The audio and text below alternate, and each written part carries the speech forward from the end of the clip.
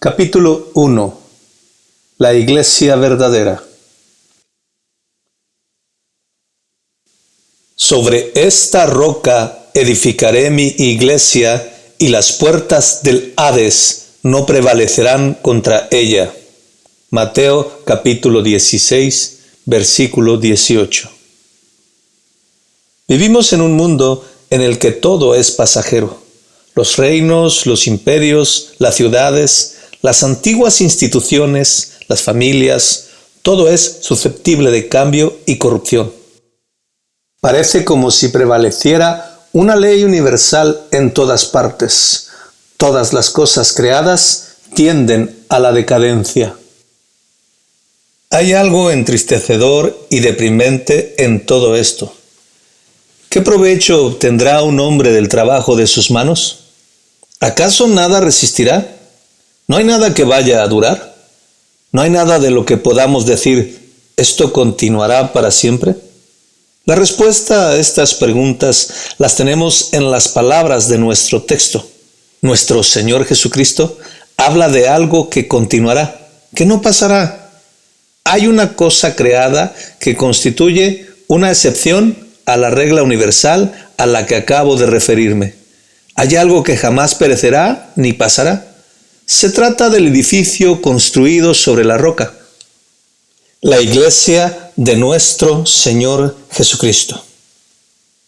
Las palabras que has oído esta noche declaran: sobre esta roca edificaré mi iglesia, y las puertas del Hades no prevalecerán contra ella.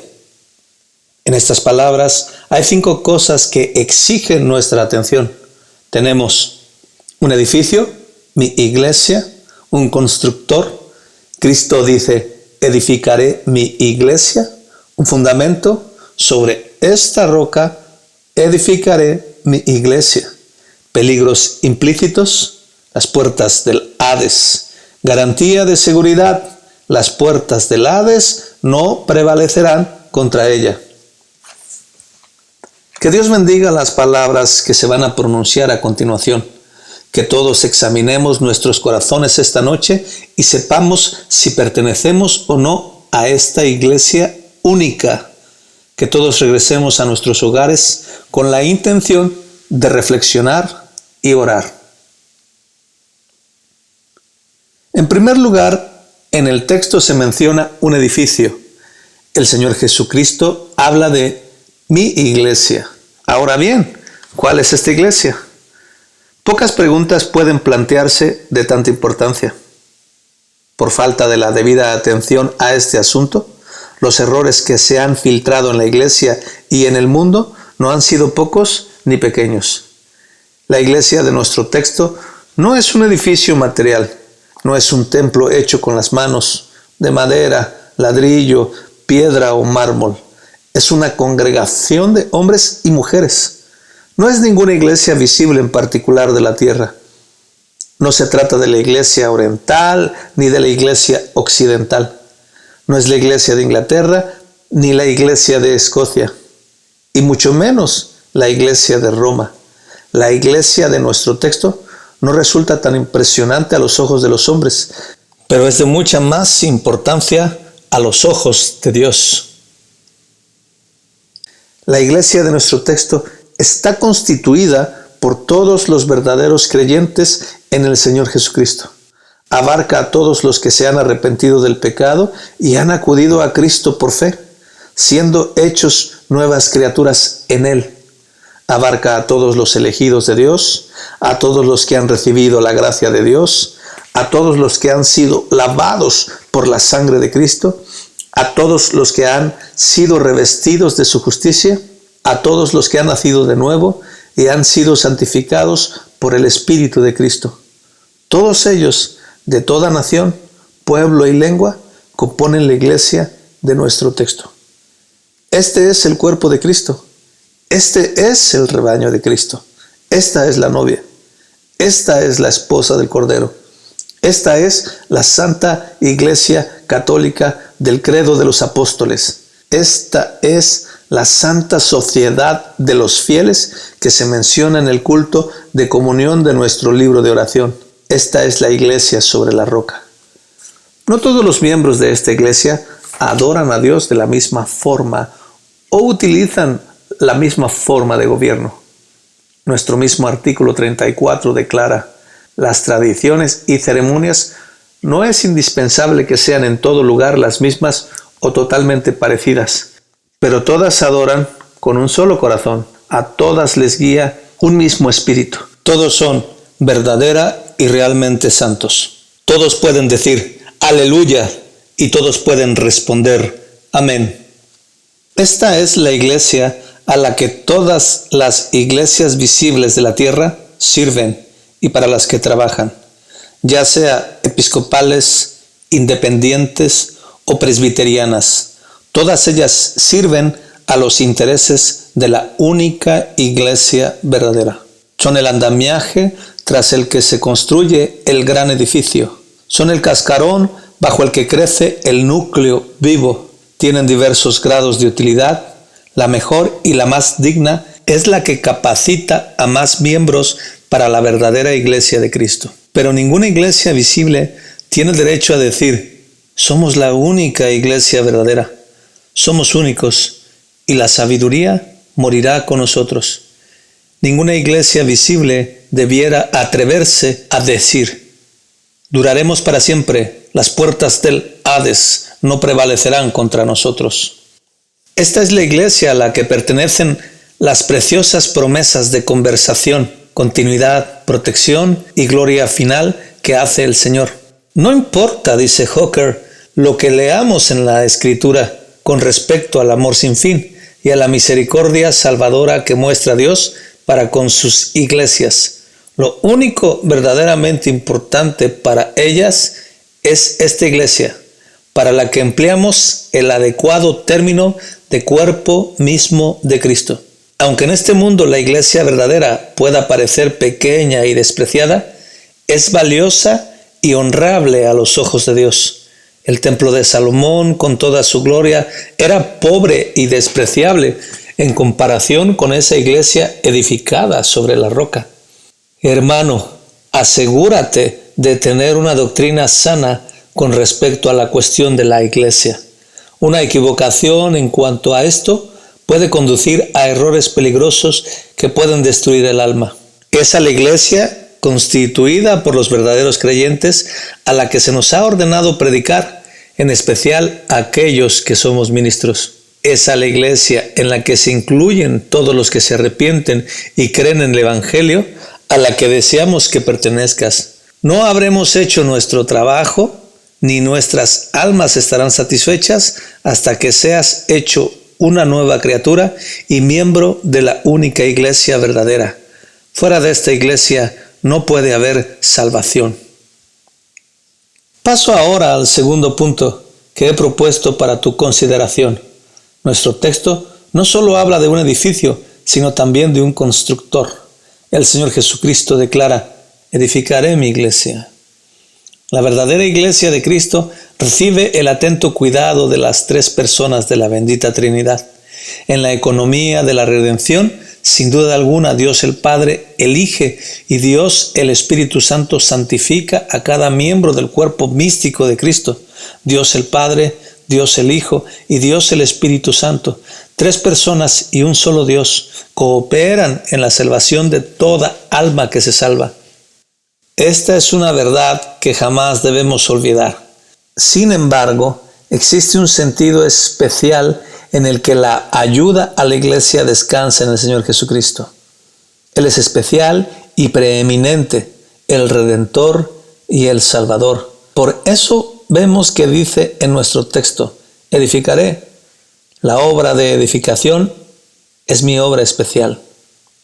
Es Cristo quien llama a los miembros de la iglesia a su debido tiempo. Son llamados a ser de Jesucristo. Romanos capítulo 1, versículo 6. Es Cristo quien los aviva. El Hijo a los que quiere da vida. Juan capítulo 5, versículo 21. Es Cristo quien lava sus pecados. Él nos lavó de nuestros pecados con su sangre. Apocalipsis capítulo 1, versículo 5. Es Cristo quien les da paz. La paz os dejo, mi paz os doy. Juan capítulo 14, versículo 27. Es Cristo quien da la vida eterna.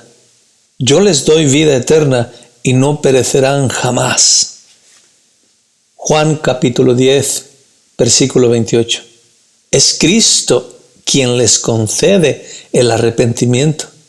A este Dios ha exaltado con su diestra por príncipe y salvador para dar a Israel arrepentimiento y perdón de pecados. Hechos capítulo 5, versículo 31. Es Cristo quien les capacita para convertirse en hijos de Dios. Mas a todos los que le recibieron, a los que creen en su nombre, les dio potestad de ser hechos hijos de Dios.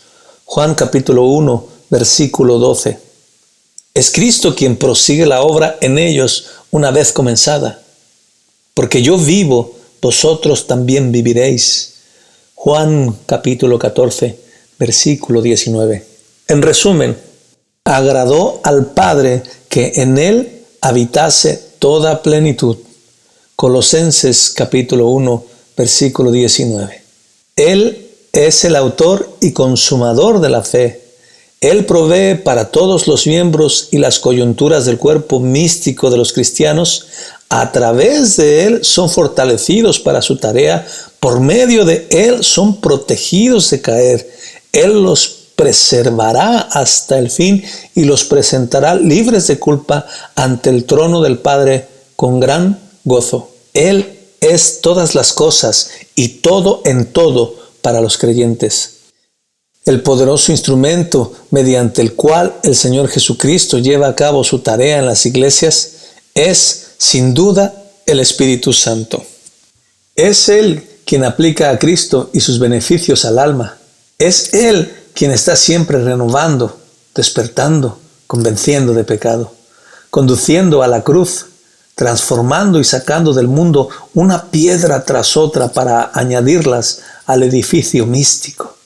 Pero el gran constructor que se ha encargado de ejecutar la obra de la redención y completarla es el Hijo de Dios, el Verbo que se hizo carne. Es Jesucristo quien edifica. En la construcción de la iglesia verdadera, el Señor Jesucristo condesciende en utilizar distintos instrumentos subordinados. El ministerio del Evangelio, la circulación de las Escrituras, la reprensión amistosa, la palabra en su momento adecuado, la influencia de las aflicciones, todo son medios e instrumentos por medio de los cuales se lleva a cabo su obra. Pero Cristo es el gran arquitecto, supervisor, que ordena y guía y dirige todo lo que hace. Cristo es para los miembros de la iglesia lo que el sol para el sistema solar. Pablo planta, Apolos riega, pero el crecimiento lo da Dios. Los ministros predican, los autores escriben, pero solo el Señor Jesucristo puede edificar. Y al menos que Él edifique, la obra queda paralizada. Grande es la sabiduría con que el Señor Jesucristo edifica su iglesia. Todo se hace a su debido tiempo y de la forma adecuada. Cada piedra es colocada cuando le corresponde en el sitio correcto. Unas veces elige grandes piedras y otras veces piedras pequeñas. Unas veces la obra avanza deprisa y otras avanza despacio. El hombre a menudo se impacienta y piensa que no se está haciendo nada. Pero el tiempo del hombre no es el tiempo de Dios. 1000 años son para Él como un día. El gran constructor no comete errores. Sabe lo que hace. Ve el final desde el principio. Obra en razón de un plan perfecto, inalterable y cierto. La idea más grandiosa de arquitectos como Miguel Ángel y Ren no son sino un mero juego de niños en comparación con el sabio designio de Cristo con respecto a su iglesia. Grandes son la condescendencia y la misericordia que muestra Cristo en la edificación de su iglesia. A menudo elige las piedras más vastas y menos apropiadas y las convierte en piezas excelentes. No desprecia a nadie, no rechaza a nadie por pecados y transgresiones que haya cometido en el pasado. Se complace en mostrar misericordia. a menudo toma a los más desconsiderados e impíos y los transforma en las pulidas esquinas de su templo espiritual. Grande es el poder que demuestra Cristo en la edificación de su iglesia. Lleva a cabo su obra a pesar de la oposición del mundo, la carne y el diablo. En la tormenta, en la tempestad, en tiempos turbulentos, el edificio protege como el templo de Salomón, silenciosa y calladamente, sin hacer ruido, sin bullicio. Lo que hago, declara, nadie lo estorbará. Hermanos, los hijos de este mundo se toman poco o ningún interés en la edificación de esta iglesia. No se preocupan mucho por la conversión de las almas. ¿Qué son para ellos los espíritus quebrantados y las almas compungidas? Todo es locura a sus ojos. Pero si bien los hijos de este mundo no se preocupan en absoluto, hay gozo en la presencia de los ángeles de Dios. Para preservar esa iglesia se han suspendido en ocasiones las leyes de la naturaleza. Todo el trato providencial de Dios con el mundo se arregla y dispone para el bien de esa iglesia. Por amor a los elegidos se han determinado guerras y se ha dado paz a una nación. Los estadistas, los gobernantes, emperadores, reyes, presidentes y primeros ministros tienen sus planes y los consideran de gran importancia. Pero se está llevando a cabo otra obra infinitamente más importante para la que todos ellos no son sino hachas y sierras en las manos de Dios. Esa obra es la de reunir las piedras vivas en la única iglesia verdadera. Qué poco se nos dice en la palabra de Dios acerca de los inconversos en comparación con lo que se nos dice acerca de los creyentes. La historia de Nimrod, el vigoroso cazador, se despacha en pocas palabras. La historia de Abraham, el padre de los fieles, ocupa varios capítulos. No hay nada en la Escritura que sea tan importante como lo relativo a la iglesia verdadera. El mundo ocupa muy poco en la palabra de Dios. La iglesia y su historia ocupan mucho. Demos siempre gracias a Dios, querido hermano, porque la edificación de la única iglesia verdadera descansa sobre los hombros de uno que es poderoso. Bendigamos a Dios porque no descansa en el hombre. Bendigamos a Dios porque no depende de misioneros, ministros o comités. Cristo es el constructor todopoderoso. Él llevará a cabo su obra, aunque las naciones y las iglesias visibles pasen por alto su tarea. Cristo no fallará jamás. Ciertamente lo que ha empezado lo terminará. Pasemos al tercer punto que he propuesto para su consideración. El fundamento sobre el que se construye esta iglesia. El Señor Jesucristo nos dice, sobre esta roca edificaré mi iglesia. ¿Qué querría decir el Señor Jesucristo cuando habló de este fundamento? ¿Se refería al apóstol Pedro, al que estaba hablando? Estoy seguro de que no. No veo razón alguna para que, si se hubiera referido a Pedro, no dijera, sobre ti edificaré mi iglesia. Si se hubiera referido a Pedro, habría dicho, sobre ti edificaré mi iglesia. Tan claramente como dijo, a ti te daré las llaves del reino de los cielos. No se refería a la persona del apóstol Pedro, sino a la confesión que éste acababa de hacer. No era a Pedro, el hombre inestable y falible, sino a la grandiosa verdad que había revelado el Padre a Pedro. Era la verdad concerniente a Jesucristo mismo lo que era la roca. Era el papel de mediador de Cristo, su obra mesiánica. Era la bendita verdad de que Jesús era el Salvador prometido, el verdadero fiador, el auténtico intercesor sobre Dios y el hombre. Esa era la roca y esa era el fundamento sobre el que habría de construirse la iglesia de Cristo. Hermano, este fundamento se estableció a un elevado precio. Precisó que el Hijo de Dios tomara nuestra naturaleza y que con ella viviera, sufriera y muriera por nuestros pecados, no por los suyos. Precisó que Cristo fuera al sepulcro con esa naturaleza y resucitara posteriormente. Precisó que Cristo ascendiera al cielo con esa naturaleza y se sentara a la diestra de Dios tras obtener la redención eterna de todo su pueblo. Ningún otro fundamento, salvo este, podría haber soportado el peso de esa iglesia a la que se refiere nuestro texto. Ningún otro fundamento podría haber satisfecho las necesidades de un mundo de pecadores. Ese fundamento, una vez obtenido, es muy fuerte. Puede soportar el peso del pecado de todo el mundo. Ha soportado el peso de todos los pecados de todos los creyentes que se han edificado sobre él. Los pecados del pensamiento, los pecados de la imaginación, los pecados del corazón, los pecados de la mente, pecados que todo el mundo ha visto y pecados de los que ningún hombre tiene conocimiento. Pecados de toda clase y tipo. Esa poderosa roca puede soportar el peso de todos esos pecados y no ceder. La función mediadora de Cristo es remedio suficiente para todos los pecados de todo el mundo. Todo miembro de la iglesia verdadera de Cristo está unido a este único fundamento.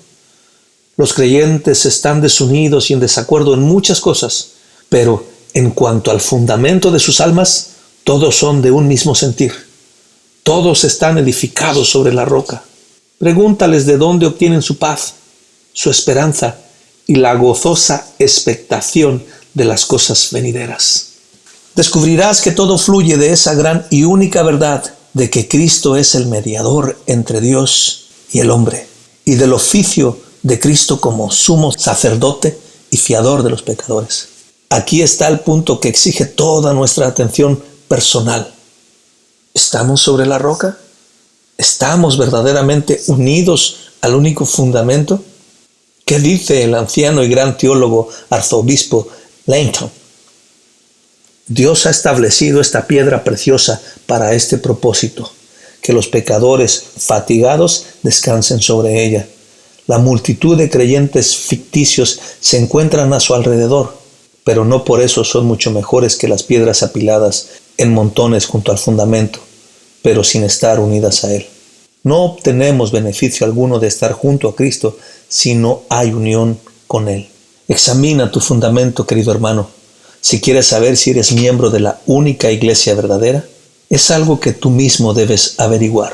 Nosotros podemos ver tu adoración pública, pero no podemos saber si estás edificado personalmente sobre la roca.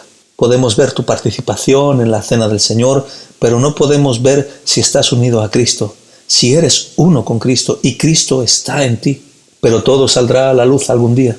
Los secretos de todos los corazones quedarán expuestos. Quizá vayas a la iglesia con regularidad, ames tu libro de oración, seas constante en participar de todos los medios de gracia que proporciona tu iglesia. Todo eso es correcto y bueno dentro de lo que cabe.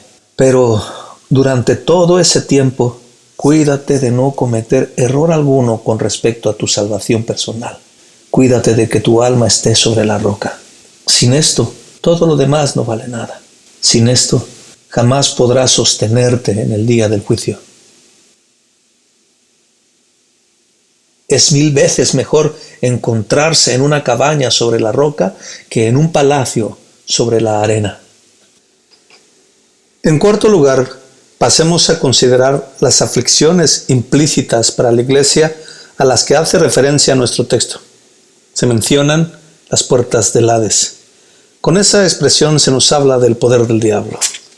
La historia de la verdadera iglesia de Cristo ha sido siempre de lucha y de guerra. Ha sido constantemente atacada por un enemigo letal, Satanás, el príncipe de este mundo. El diablo odia a la verdadera iglesia de Cristo con un odio imperecedero.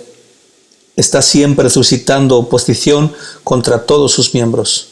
Está siempre apremiando a los hijos de este mundo a hacer su voluntad y dañar y acosar al pueblo de Dios.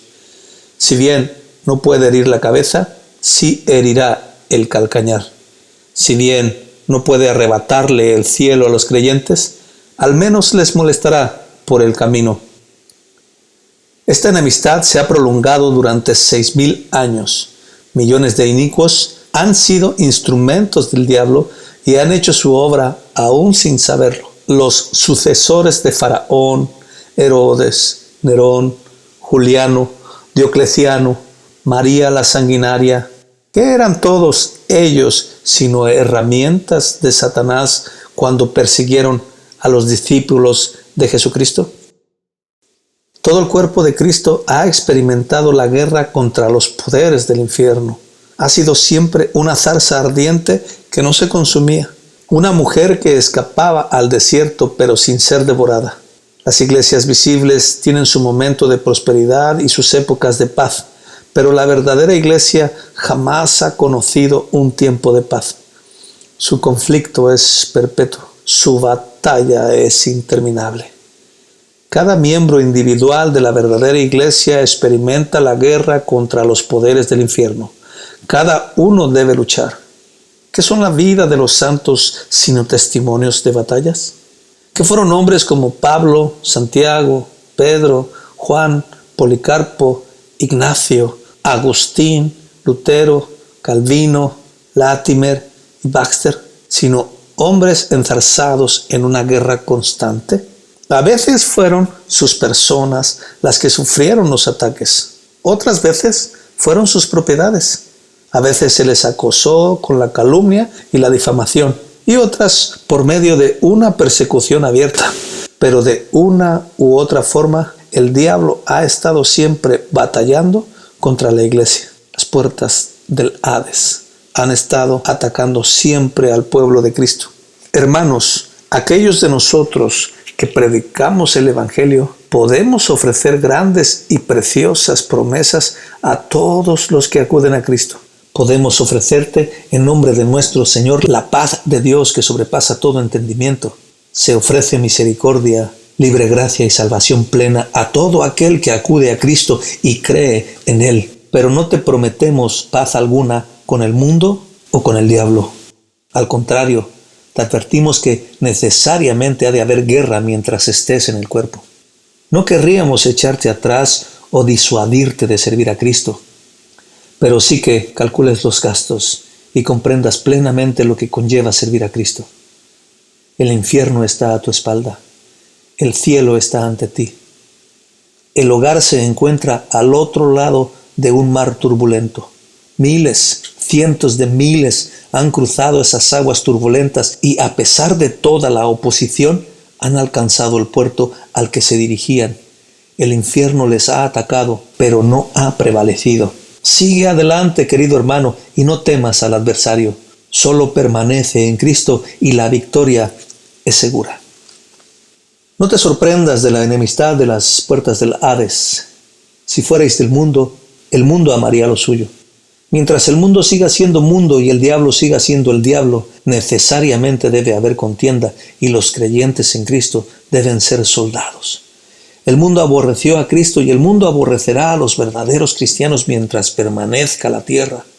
Como dijo Lutero, el gran reformador, Caín seguirá asesinando a Abel mientras la iglesia esté en la tierra. Prepárate para la enemistad de las puertas del Hades. Ponte toda la armadura de Dios. La torre de David contiene 1000 escudos, todos a disposición del pueblo de Dios. Millones de pobres pecadores como nosotros han probado las armas de nuestra guerra y jamás les han fallado. Sé paciente ante la enemistad de las puertas del Hades. Todo está obrando para tu bien.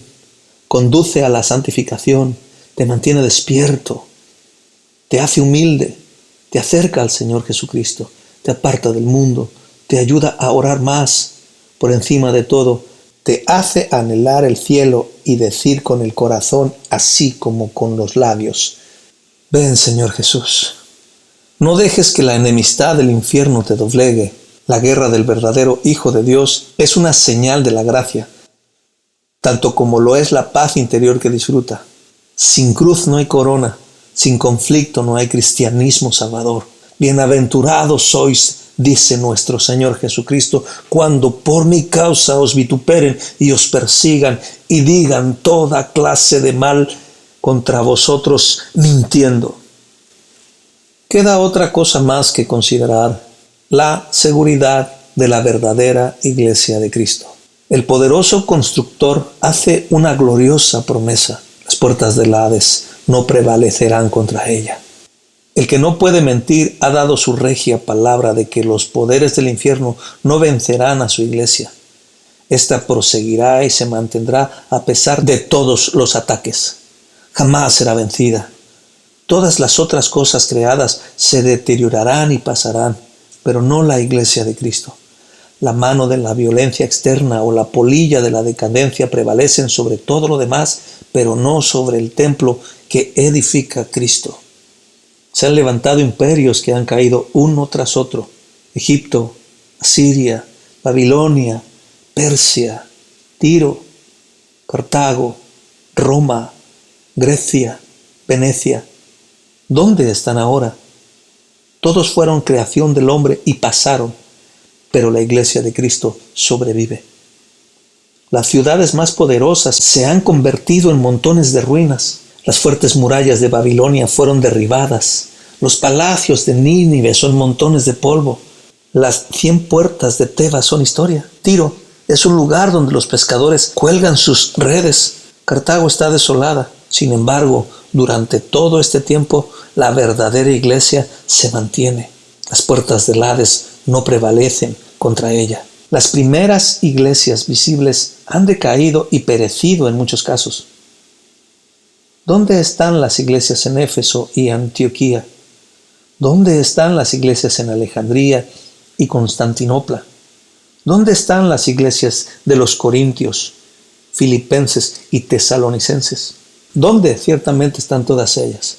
Se apartaron de la palabra de Dios. Se enorgullecían de sus obispos, de sus sinodos y ceremonias, de su erudición, de su antigüedad. No se gloriaban en la verdadera cruz de Cristo. No se asieron al Evangelio.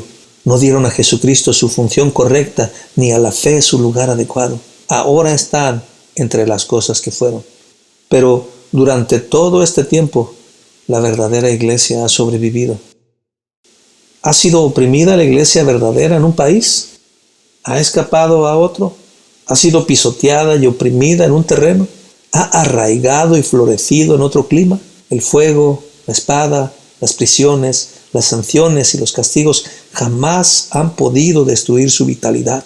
Sus perseguidores han muerto y han ido al lugar que les correspondía, pero la palabra de Dios ha vivido, ha crecido y se ha multiplicado. Aunque esta verdadera iglesia pueda parecer débil a los ojos de los hombres, es un yunque que ha destruido muchos martillos en el pasado y que quizá destruya muchos más antes de que llegue el fin. El que pone sus manos sobre ella está tocando la niña de los ojos de Dios. La promesa de nuestro texto es cierta de todo el cuerpo que es la verdadera iglesia. Cristo no se quedará nunca sin testimonio en el mundo. Ha tenido un pueblo en los peores tiempos. Tenía 7,000 en Israel aún en los tiempos de Acab. Creo que aún ahora hay algunos que en los lugares oscuros de las iglesias romanas y griegas, a pesar de su gran debilidad, están sirviendo a Cristo.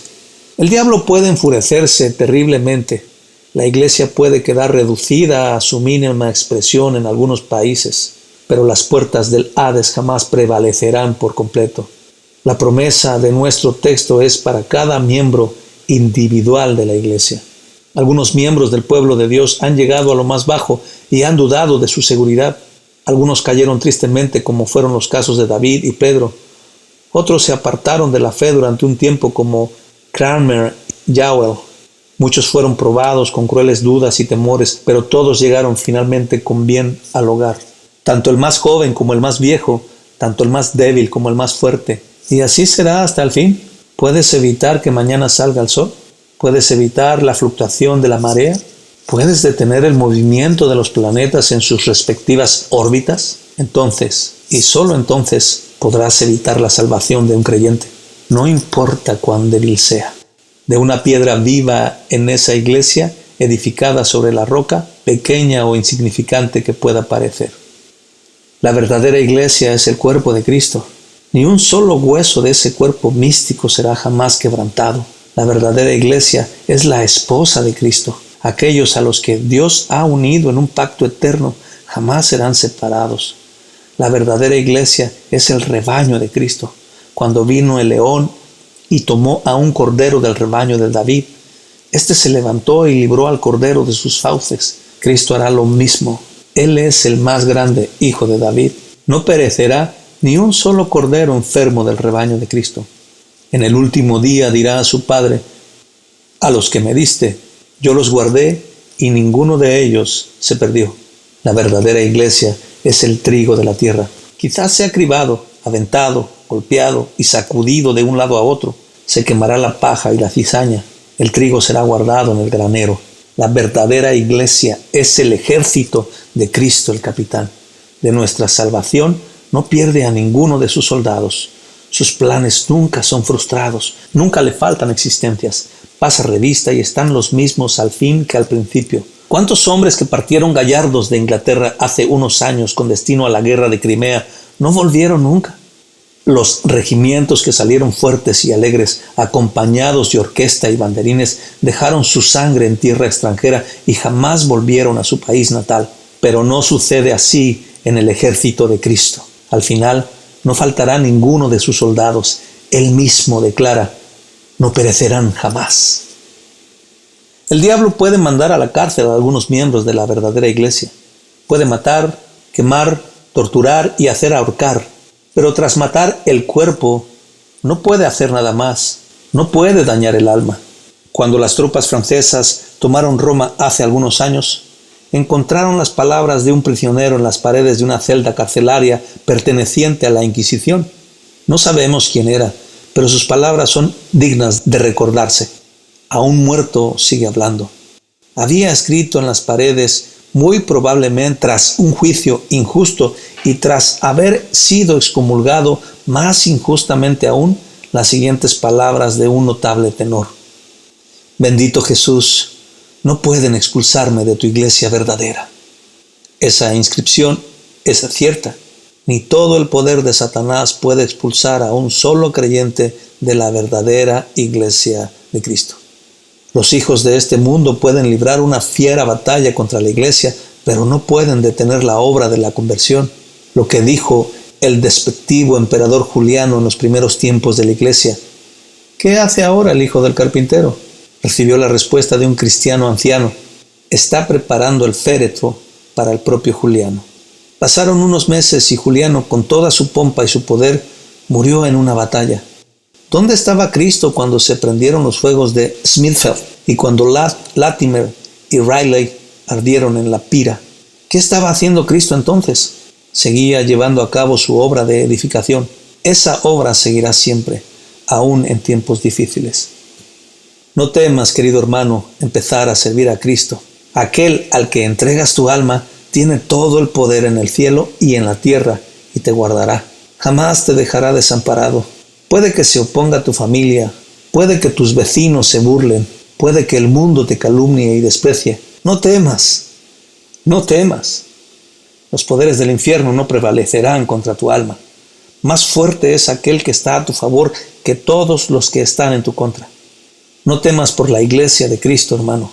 Cuando mueran ministros y se lleven a los santos, Cristo puede sostener su causa siempre y levantará estrellas mejores y más brillantes.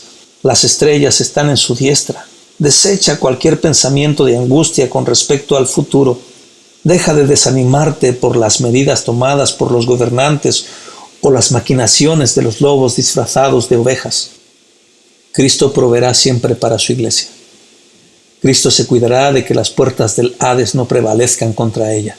Todo va bien, aunque nuestros ojos no lo vean. Los reinos de este mundo se convertirán en reinos de nuestro Dios y de su Cristo. Permítaseme ahora añadir unas breves palabras de aplicación práctica de este sermón. A muchos me dirijo por primera vez, a otros muchos quizá por última vez. Que este culto no termine sin un intento de que el sermón sea de provecho para cada corazón. Mi primera aplicación vendrá en forma de pregunta. ¿Cuál es esa pregunta? ¿Con qué puedo dirigirme a ti? ¿Qué puedo preguntarte? Lo siguiente: ¿eres miembro de la única iglesia verdadera de Cristo?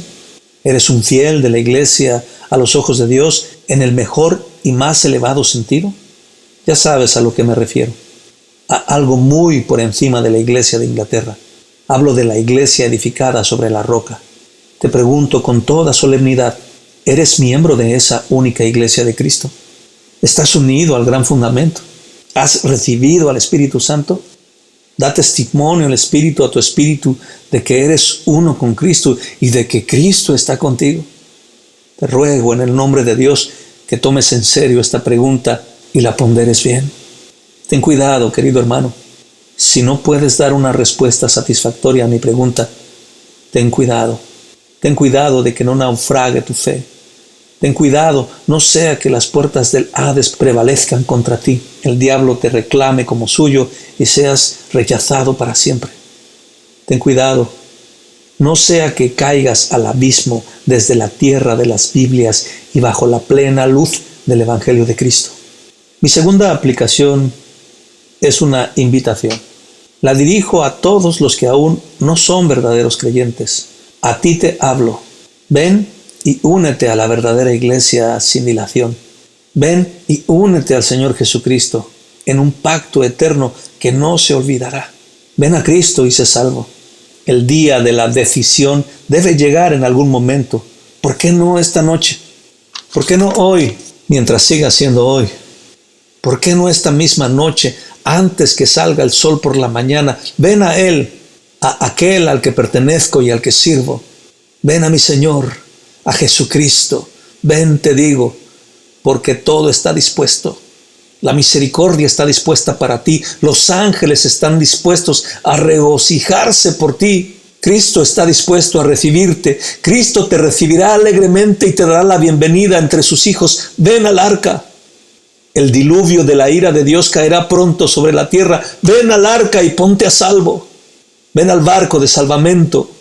El viejo mundo pronto se romperá en pedazos. ¿No oyes cómo tiembla? El mundo no es sino un buque naufragado apenas sobre un banco de arena. La noche está cerca, las olas comienzan a elevarse, los vientos se levantan. La tormenta destruirá pronto el viejo barco naufragado. Pero el barco de salvamento está de camino y nosotros, los ministros del Evangelio, te rogamos, entres en él y te salves. Te preguntas, ¿cómo puedes hacerlo si tus pecados son tantos? Te preguntas, ¿cómo puedes venir? Escucha las palabras de este bellísimo himno. Tal como soy, sin una sola excusa, porque tu sangre diste en mi provecho, porque me mandas que a tu seno vuele. Oh Cordero de Dios, acudo y vengo. Esa es la forma de ir a Cristo. Debes hacerlo sin esperar ni un momento, sin tardar.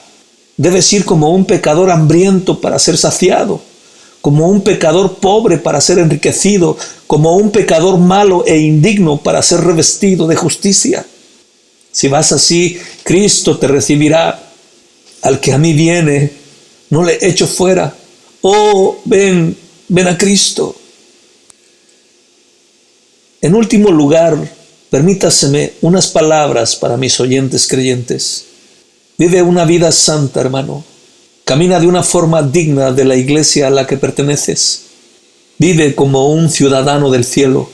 Que tu luz brille ante los hombres para que el mundo se beneficie de tu conducta. Que sepan a quién perteneces y a quién sirves.